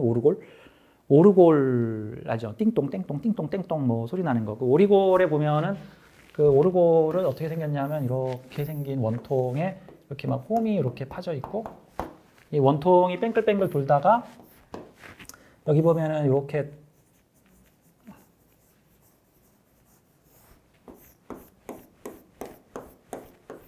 여기 이제 이 각각의 음정을 가지는 떨림판들을 가지고 있어서 오리골이 이렇게 돌면은 요 홈이 여기를 팅용 쳐가지고 띵동띵동 띵동띵동 음악을 만들어주는 것 같은데, 요게 원국이고요. 요게 원국. 이게 원국이고, 그 다음에 요게 운이에요. 요게 운. 그래서 운이 와서 여기 있는 떨림판을 띵동 땡동 띵동 땡동 하고 일정한 시기가 되면 얘를 떨리게끔 해줘요. 이렇게 떨리게끔. 떨리는 방법은 똑같은 글자가 오거나 또는 합이나 충을 하는 글자가 오게 되면 이게 떨리게 되는 형태라고 봐야 되는 거죠. 그러니까 원국은 고정돼 있고 운은 변하는 거잖아. 요 떨림판은 고정돼 있고 여기 운이라는 거는 변하면서 시간차를 두면서 이제 오게 되는 것 같다. 운도 크게 10년짜리 운인 대운과 1년짜리 운인 세운으로 구분이 되는데, 10년짜리 운은 분위기를 깔고요. 1년짜리 운은 실제적 사건을 일으킵니다. 그래서 보통은 가장 무섭거나 가장 영향력을 많이 발휘하는 게 대운과 세운에서 같은 글자들이 나타날 때는 분위기도 이건데 실제적인 사건도 이거다 같은 형태예요. 근데 예를 들어서 대운하고 세운이 서로 메시지가 다른 경우들이 있어요. 그러면 대운은 전쟁의 위기가 고조되고 있다. 분위기가 그런데. 하지만 일단 오늘은 마을 사람들과 즐겁게 파티를 하고 있다. 뭐 이런 거 같은 느낌인 거죠. 근데 만약에 대운과 세운이 같아지면 전쟁의 위기가 몰아치고 있다. 드디어 우리 마을에서 포탄이 터졌다. 전쟁이 우리 마을까지 왔다. 뭐 이런 형태로 볼 수가 있는 거니까. 그래서 대운은 전체적인 분위기를 잡고 세운은 실체적인 사건을 일으킨다. 근데 대운하고 세운이 완전히 따로 놀 경우에는 세운의 영향력이 비교적 적고 대운하고 세운이 비슷할 때에는 영향이 크다. 뭐 비유를 하자면 겨울에 추운 날, 뭐 여름에 더운 날, 뭐 이런 식으로 비유할 수 있겠죠.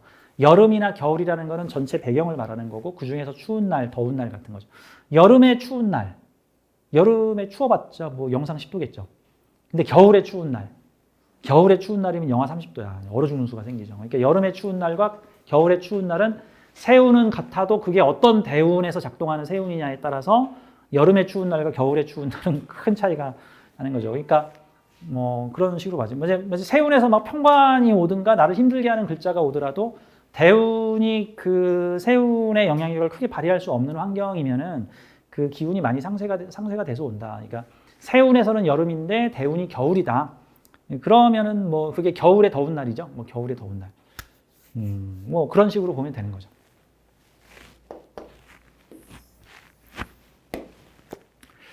연운, 세운하고 월운도 비슷한 취지라고 보시면 돼요.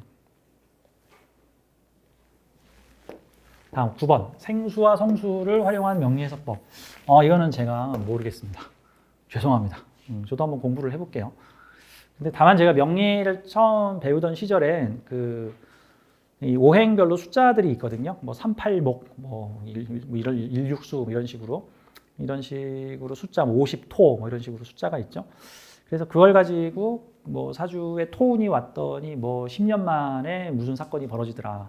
아무개랑 헤어졌다가 뭐 7년 후에 만나게 되더라. 뭐 뭘 했더니 뭐 3명이 모이더라. 이런 식으로 그 숫자와 사주의 운세를 대입하는 관념들을 공부를 했었는데 이게 나중에 이게 책으로 공부할 때는 와 신기하다 잘 되는구나 했는데 실전 사주에서 실제 사람들과 대화를 해보니까 하나도 안 맞아. 이건 그게 잘 맞았던 사람이 책에다 쓴 거지 현실에서는 누군가한테는 적용이 되고 누구한테는 적용이 되지 않는구나. 그래서 저는 굳이 나의 우주관념에다가 내가 숫자까지 집어넣지는 않겠다. 난 거기선 자유로워질란다. 그래서 저는 이 숫자와 관련된 부분은 사주에서 특별히 보지는 않습니다. 10번. 십간별 육친적 성향과 원국에서 얼마만큼의 영향이 있는지. 십간별 육친적 성향? 그러니까 간목 재성이냐, 경금 재성이냐, 신금 재성이냐, 뭐 임수 재성이냐, 뭐 이런 거를 나타내는 건가 봐요. 육친적 성향? 천간의 10개의 글자는 10개의 캐릭터라고 보면 되는 거죠. 근데 10개의 우리가 그 10개의 십성에 대해서 공부를 하잖아요. 간목, 을목, 갑을병정, 무기경신, 임계. 그거는 어느 정도 그 십성에 따라간다고 보면 되겠죠. 그러니까 지금 좀 있으면 이제 갑신년이 오게 되는데 운에서 간목이 들어오는 거죠. 운에서 간목이 들어온다. 그러면 전체적인 모든 사람들의 분위기가 지금 간목 분위기가 세운으로 지금 들어오게 되는 건데 그러면 간목이 들어올 때 영향을 가장 많이 받는 사람들이 누구겠어요? 그쵸. 기토일주나 간목일주나 경금일주 같은 경우죠. 경금일주는 천극에서 이제 극이 벌어지게 되고 간목일주는 같은 갑이 나타나서 같이 진동을 하게 되는 상황이 나타나는 거고 기토는 뭔가 합하는 관이 들어오게 되는 그런 형태들이니까 그게 이제 육신에 따라서 간목이 재성이면 새로운 일거리, 우리 갑이 상징하는 게 후레쉬, 어떤 것들이 새로 생김 같은 거니까 새로운 일거리가 나타나는 거고 그걸 비겁으로 보게 되면 또 새로운 사람들을 만나게 돼서 뭔가 진토의 일거리를 해보는 일이 생기게 될 거고 기토 입장에서는 뭔가 새로운 간판을 올리거나 새롭게 나를 지켜주거나 보호해주거나 새로운 거래처나 새로운 클라이언트를 만나게 된다. 이제 이런 의미로 볼 수 있겠죠. 그러니까 오행이 상징하는 거하고 육친하고 같이 연결시켜서 간목이 목이라는 기운이고 최초라는 기운이고 뭔가가 불뚝 올라섰다라는 거고 대신에 이제 간목의 주안점은 처음 해보는 새로운 최초의 후레쉬한 신선한 이런 뜻이지만 완성되거나 완숙된 건 아니니까 간목한테서 완성된 야 하려면 잘해 제대로 안 할 것 같으면 하지를 마 하는 사람들한테는 간목이 별로 안 반가울 수도 있죠. 하려면 잘해 이거는 음간이 와야 돼. 을목이 오든가 정화가 오든가 기토가 오든가 이런 식인 거니까 이거는 좀 내용이 광범위해서 이 정도로만 설명을 하겠습니다. 11번 신유대운에 병진시를 대입했을 때 병신합수되고 어이구 어려워라. 자, 신유대운이 왔다. 병진시를 대입했을 때 병신합수되고 진유합금이 되는데 합이 먼저니 을묘는 충을 당하지 않을 수. 충도 되고 합도 되죠. 지금 이사주죠. 이사주에 앞으로 10년 후에 오게 되는 지금 신유대운에 대해서 지금 질문을 하신 거죠. 신유대운 여자분이신데 이 신유가 와서 얘네들 천국지충하죠. 여기는 천합지합을 하는 거죠. 그러면은 신유대운에는 이 을묘의 기능이 약화가 되고 이 을묘를 충국하는 신유가 중심이 돼서 이 시주에 있는 병진하고 천합지합을 이루게 되는 거니까 그러면 이게 신유대운의 전신이 경신대운이잖아요. 이 경신금대운이 왔을 때 내가 이 금을 어떻게 활용했느냐에 따라서 운의 해석은 좀 달라진다라고 해석을 해요. 그러니까 그런 거 있죠. 예를 들어서 사주에서 편인도시군이 오는데 지금 이게 식신이고 이게 편인이니까 유금이 편인이니까 지금 편인도시군이 오는 거잖아요. 그러면은 포지션을 그동안 내가 식신을 쓰던 사람인데 이제 편인이 와가지고 내가 계속 식신 쓰는 것을 고수하고 있으면 편인도시를 당하는 거고 내가 만약에 포지션 변경을 해가지고 편인 도식을 하는 일을 하게 되면 주도권이 나한테 있는 거예요. 그러니까 지금 운에서 들어오는 신유라는 글자가 을목을 다루겠다는 거잖아요. 을목과 묘목을 다루겠다. 그러면 내가 계속 을목을 생하는 일만 하게 되면은 내가 생하던 것들을 누군가 와서 다루고 평가하고 심사하고 지들이 다루겠다. 뭐 내가 열심히 말을 키웠는데 누군가 와서 그 말을 타고 막 지들이 막 다루더라. 말을 죽이고 살리고가 남에게 타인 어떤 운에서 들어오는 어떤 다른 존재에 의해서 그래서 만약에 내가 이 을목을 잘 키워야지 성공하는 어떤 비즈니스 모델이나 직업성을 가지고 있으면은 이 운은 이제 맛이 가는 운이죠. 맛 가는 운이죠. 이제 내가 을목을 키우려고 그랬더니 이제 편인이 들어왔으니 어떤 법적, 제도적, 어떤 사회적 분위기, 어떤 뭐 이런 것들을 통해서 이거 키우지 말라는 거잖아. 뭐 갑자기 내가 무슨 농작물을 기르고 있었는데 무슨 농작물과 관련된 큰 병이 돌았다든가 아니면 나라에서 갑자기 법을 만들어가지고 그런 거 키우지 말라고 한다든가 아니면 앞으로 을목을 쓰려면은 무슨 나라의 승인과 심사를 받아서 승인 심사 받은 놈만 키우고 나머지는 쓰면 안 된다든가 하는 제재적 상황이 벌어지는 거죠. 제재적 상황이. 그러면 나는 신유대운에 큰일 난 건가? 아니죠. 경신대운서부터 절충을 했다가 경신대운은 뭐야? 뭐 금도 쓰고 목도 쓸 수 있다라는 거죠. 절충이죠. 뭐 짬뽕도 먹고 짜장면도 먹을 수 있다는 뜻인 거죠. 근데 이 신유대운에서는 완전히 주도권이 신유한테 넘어가는 거니까 그러니까 포지션이 내가 식신을 기르고 키우는 형태의 직업 활동으로 돈을 버는 일을 하게 되면 이제 할 일이 없어지는 상황이 벌어지는 거고 대신에 요 금으로 금극목치는 직업성으로 변화하게 되면은 내가 새로운 시대의 흐름에 잘 맞춰서 잘 먹고 잘 살 수 있겠구나 같은 거죠. 전기 공사를 하시는 분들이 전기 공사를 하고 나면 큰 공사를 하고 나면은요 반드시 그 전기 공사가 제대로 했는지 안전 검사를 받아야 돼. 그러면 전기 설치하는 사람이 따로 있고 그 남이 설치해 놓은 거 와서 이렇게 다 일일이 점검한 다음에 합격, 불합격 하시는 분이 있어요. 불합격하면 그거 작동시키면 안 돼요. 그 비슷한 사례로 그 배에서 선장으로 계시던 분이 계시는데 그 전까지만 해도 배에서 뭐 선장으로 일을 하시다가 이제 이런 식으로 인성으로 식신도식하는 분이 왔는데 그 뒤에 직업이 바뀌셔가지고 그 다음부터는 그 무슨 도선 안전 관리자인가 뭐 이런 거 하셔가지고 그 세월호 같은 배가 출발을 할 때 그 미리 한두 시간 전에 그 이 배가 안전한가 안 안전한가를 싹 검사를 해가지고 합격하면 배가 출발할 수 있고 불합격하면은 이 배가 출발하지 못하는 직업이 있는데 몇 달 전에 뵀던 분이 그 원양어선 그 뭐 컨테이너선 이런 거 그 뭐 그 배 조종하시는 일을 하시다가 이 40대 중반 정도의 직업을 바꿔가지고 이제 항해 안전 무슨 자격을 따셔가지고 그래서 출발하려고 하는 배들 전부 다 검사해서 합격, 불합격, 안전 검사하러 다니시는 일을 하시더라. 이런 형태들이 식신 쓰는 일을 하다가 실무 전문 기술을 쓰는 일을 하다가 실무 전문 기술의 식신을 잘 썼는지 안 썼는지 하는 일을 해보게 된다. 이게 뭐 이렇게 되면 이제 안전 검사, 뭐 평가 인증, 무슨 자격 부여, 뭐 이런 형태들이 되겠죠. 그러니까 에어로빅 강사가 춤을 추는 게 식신을 쓰는 거고 에어로빅 지도자 과정 같은 거를 개설해가지고 에어로빅 선생님 하겠다는 사람들을 갖다가 시험 문제 내고 내 앞에서 춤춰봐 해가지고 너 합격, 너 불합격, 너는 자격 좀 부여, 너는 다시 재수 강해. 이런 거 하는 거는 이걸 평가하는 거죠. 그런 식으로 신유 대운이 바뀌게 될 것이다 같은 거죠. 근데 이제 이 사주가 원래 사주에 금이 있었으면 그러한 금의 일들을 전부터 가끔 조금씩 했을 텐데 그 전에 전혀 없었단 말이죠. 그럼 이렇게 되면 이제 머릿속에서 이제 감이 안 오는 거야. 아니, 뭘 금 쓰는 게 도대체 뭐지? 뭘 하라는 거지? 그런데 다행히 신유대운이 바로 들어오는 게 아니라 그 전에 경신대운이 먼저 들어와서 전체적으로 경신대운에 절충을 하게 되면은 이제 수생목 해주는 일만으로 그치지 않고 수생목된 목을 평가, 분류, 다루고 심사하고 뭐 커트하고 뭐 하는 형태의 일로서 점차 절충을 하게 되다가 신유대운이 되면은 완전히 이제 병신합의 진유합으로 내 정관 조직 사업과 신유의 일이 딱 맞아 들어가게 되면서 사회의 비견들이 키운 요 식신들을 뭐 검사 통제, 뭐 병아리 감별사 하더라, 뭐 이런 느낌으로 가지 않을까 싶어요. 그럼 그때 되면은 무슨 뭐 학습 인증이 되는, 뭐 학습 교육, 교육 평가, 뭐 심사, 뭐 이런 형태의 일들이 되지 않을까 뭐 생각이 듭니다. 뭐 충도 되고 합도 돼요. 충도 되고. 근데 이제 충 한 번 했다가 합하게 되면은 일단 여기랑 합하게 되면은 이제 충 할 일은 별로 없어지는 거죠. 설명이 다 됐나 모르겠네. 신유대운 때 병화가 사라진다. 병신합을 해서 병화가 사라진다. 목기운이 병화가 왜 사라져?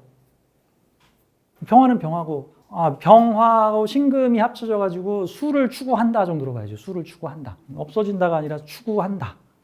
그렇죠. 병화가 좀 약화되는 거지. 일종의 뭐 이게 전등이 있었는데 거기다 전등갓을 딱 씌웠더니 좀 빛이 어두워졌다 뭐 정도로 봐야 되는 거죠. 그러니까 연탄불 위에 오징어를 부었더니 오징어 굽느라고 이렇게 난방 기능이 떨어졌다. 뭐 이 정도로 봐야 되는 거죠. 이게 둘이 결합한 거에 의미를 두세요. 결합한 것에. 결합을 해서 수를 추구하게 됐다라는 뜻은 그 병화라는 금전재물 활동이 인성적 요소인 신금과 결합이 되니까 이게 뭐죠? 이게 묘충하고 신금으로 을목 때리는 것이 내가 만든 조직인 시주 병진의 주 업무가 되었다. 뭐 정도로 봐야 되는 거죠. 그리고 병화가 신금을 밝히는 것은 태양으로 신금에다가 조명빛을 비추었다라는 거예요. 그럼 일시적으로 내가 휘두르는 그 신금이 빛난다, 드러난다, 주목을 받는다. 뭐 이런 형태로 볼 수가 있죠. 근데 병화가 사라지는 거는 대체적으로 수기운이 천간에서 들어올 때는 좀 주의가 필요하죠. 그럴 때는. 근데 10년짜리잖아. 그러니까 딱 들어오자마자 사라지는 게 아니라 일단 10년 동안은 병화가 신금을 밝힌다, 조명을 비추었다. 그 정도로 봐야 되겠죠. 목기운이 약화되는 건 맞고 수와 금의 기운이 강해진다. 이때 주의사항이나 개운법. 이거는 지금 단계에서는 경신대운을 지금 거치지 않은 상태이기 때문에 경신대운을 좀 봐야 돼요. 경신대운. 경우의 수가 아주 많이 나올 수 있으니까. 경신대운에 절충을 하다가 아까도 말했지만 계속 뭐 심사하고 평가하고 인증하고 뭐 이런 것들을 하시면 되겠죠. 병신합수가 추구가 되면은 그런 일을 함으로써 이 개해수 일주가 보통 자존감이 커지고 자존심이 커지고 내가 이제 으쓱 할 수 있는 수기운이 강화되는 거잖아요. 이런 일을 내가 했기 때문에 자부심을 갖게 된다. 뭐 이런 형태로도 볼 수 있죠. 다만 보통 대운이 끝날 때 되면 이제 병화가 이제 수명을 다해서 요 대운 끝나고 났더니 열심히 일을 한 것 같은데 남는 돈이 별로 이런 일은 안 돼. 예, 뭐 이럴 수 있다. 뭐 정도로 이제 봐야 되겠죠. 그러니까 만약에 원국에 신금만 있고 그 저기 운에서 병화가 들어왔는데 1년짜리가 나타났다. 그럼 그럼 신금 비춰주는 거예요. 10년 동안. 신금이요? 신금 반짝반짝 빛나게 해주는 거예요. 반짝반짝 비춰주면서 부산물로 물이 나오다 정도가 되는 거겠죠. 보통 그런 경우에 그 돈이 많이 남진 않고 보통 프로젝트 그 있죠. 뭐 유치원 같은 거 보면 나라에서 아이들을 키울 때마다 지원금 얼마씩 나오는데 그게 남을 정도는 아니고 딱 애들 키울 정도만 지원금 주는 약간 그런 형태. 그 대운 10년이 오면 그 천간이 전반부 5년에 작동을 하고 지지는 뭐 후반부 5년에 작동을 한다. 이제 이렇게 보는데 그것도 이거 뭐라고 표현해야 될까? 그냥 평균 내서 그런 것 같은 느낌이에요. 그냥 평균 내가지고 평균 내서. 근데 세부적으로 보려면 대운하고 세운을 같이 매칭시켜서 봐야 되는 게 저는 맞다고 봐요. 천간은 즉시 보통은 빠르게 작동을 하고 지지는 서서히 작동을 해가는 거죠. 대운하고 세운이 서로 계절이 맞으면 그 대운의 작용이 일찍 나타나는 거고 대운하고 세운이 계절이 완전히 반대로 가 있으면 지금 여름 대운이 시작을 했는데 그 대운의 시작이 현재 겨울 세운으로 시작을 하고 있으면 그러면 그 여름 대운의 여름 기운이 지지의 여름 기운이 작동하려면은 좀 한 5, 6년 정도 지나야 되니까 후반부에 작동한다. 이렇게 볼 수도 있겠죠. 그러니까 예를 들어서 어떤 사람이 2, 3년 후에 병호 대운을 만나게 된다라고 가정을 해봐요. 2, 3년 후에 병호 대운을 만나는데 앞으로 2, 3년 후에 병호년이 오잖아요. 그런 그분 같은 경우는 병호 대운이 시작되자마자 아예 세운부터 병호로 치고 들어간다고. 그러면 보통은 대운의 병호라는 작용이 좀 일찍 나타날 가능성이 높은 거죠. 근데 병호 대운을 아니야. 근데 이제 좀 있으면 병호년이 오는데 뭐 임자 대운을 만나는 사람이 있다. 그런 경우에는 그게 일종의 겨울의 따뜻한 날 같은 거죠. 그러면 수기운을 좋게 쓰느냐, 뭐 화기운을 좋게 쓰느냐 해서 화기운이 재성이다 그러면은 전체적인 비경겁재가 우르르 깔려 있는 대운에서 잠깐 재물이 좀 들어올 수 있는 정도의 그러니까 겨울의 따뜻한 날 뭐 이런 식으로 이제 해석을 해야 되겠죠. 그러니까 그게 천간 5년, 지지 5년은 그냥 퉁 쳐서 평균 냈을 때 얘기인 것 같고 그걸 2.5년, 2.5년씩 보는 것도 역시 천간 5년, 지지 5년에 내가 보기에는 뭐 같은 논법인 것 같은데 그거는 이제 옛날 책에 반드시 그렇게 보시오라고 써 있는 건 아니고 일반적으로 사주를 많이 보다 보니까 그냥 이렇게 요령 있게 보면은 되더라 같은 논리 정도로 보는 거지 사주마다 조금씩 다르다고 봐요. 저는 좀 디테일하게 보기 때문에 보통 대운의 글자와 정확히 매치하는 세운이 어느 쯤인가에 따라서 이 대운의 작용이 대운 전반부 또는 대운 중반부, 대운 후반부 쪽에 오겠군요. 이런 식으로 얘기를 해주는 경우들이 있어요. 그러니까 대운이 뭐 이모 대운이다. 근데 지지에서 뭐 임과 오가 한 2, 3년 간격으로 같이 들어오게 되면 요 사이에서 주로 작동을 하겠습니다. 요때 대운의 미션이 주로 이루어지게 될 겁니다. 대운 작용은 꼭 방학 숙제와 같아서 그 방학 끝날 때쯤 나타날 수도 있고 작용이 방학 시작하자마자 나타날 수도 있고 또는 정말 뭐 10년이나 2.5년의 간격으로 공평하게 그라데이션 하면서 나타날 수도 있고 그런 요소라고 봐요. 사람마다 케이스 바이 케이스라고 보여집니다. 근데 그게 또 사람마다 케이스 바이 케이스가 이런 게 있어요. 예를 들어서 고생을 한 20년, 30년을 죽도록 했어. 그 사람이 그동안 노력한 거에 비해서 너무 보상이 없었어. 뭐 그런데 그 사람 운에 큰 재물이 들어오는 운이 오잖아요. 그러면 한 20년, 30년 동안 고생하다가 그 운이 오잖아요. 그럼 아예 그냥 대운 시작하기 1, 2년 전부터 대박이 터져버리는 경우들이 생겨요.